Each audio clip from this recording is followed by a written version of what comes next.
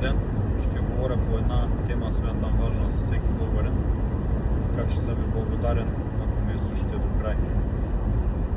При няколко дни за пореден път едва не беше убит човек от полицията при задържане.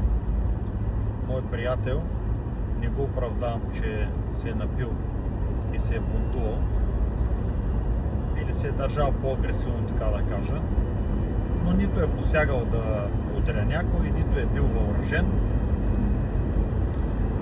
Полицията го неутрализира с приклад, който му пръска главата и след това го рита на земята и го натиска по такъв начин, че го чупи 4 ребра.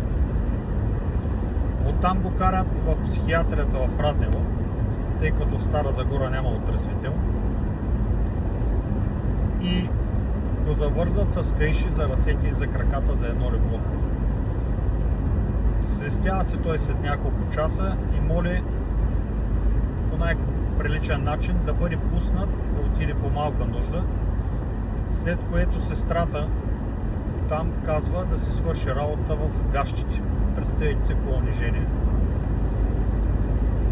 Другото, което е, молил се за някакъв вид успокоително и е казал: имам ужасни болки в гърба и в ребрата, най-вероятно са счупени. Трябва ми някаква помощ. Нейният отговор е бил: утре сутринта ще дойде доктора. Чак след 12 часа идва доктор, който го праща в бърза помощ.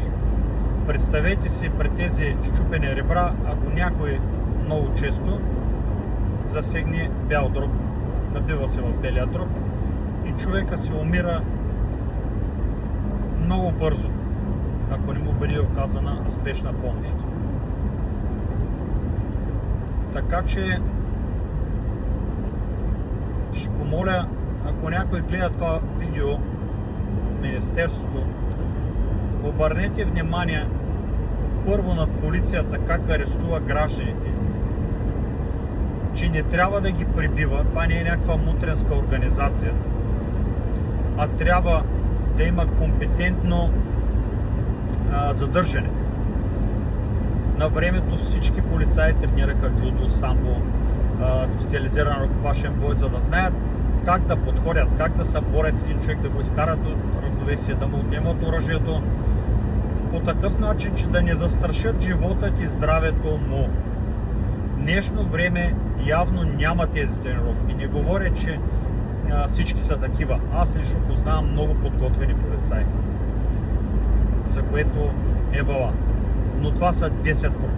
Останалите са едни тумбаци или някакви напомпени бройлери фитнес маняци.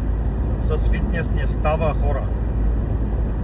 Вие трябва да владеете бойни изкуства. Трябва да има засилено обучение на бойни изкуства в полицията. Така че във всяка ситуация да сте веднага подготвени как да го неутрализирате по най-бърз начин. А не като глутница, булдоци там да скачате всеки да би с каквото завърне в глава, да му се скача на човека. Малко ли убийства вече има? Лично аз знам за няколко случая. Във Варна, в Казанлък и Стара Загора убити при задържане. Това, че някой е агресивен, изобщо не го оправдавам. Или се е държал непристойно. Но го арестувайте по такъв начин, за да му запазите живота. И санитарите, медицинския персонал, как е възможно в психиатрията в Раднево да се чака 12 часа за лекар? Как е възможно това? Как е възможно да бъде държан някой да се напишква с извинения в гащите? Няма ли там санитари, които също трябва да са подготвени против агресори, а не там дядо Пенчо на 70 години да е санитар и охранител? Благодаря ви.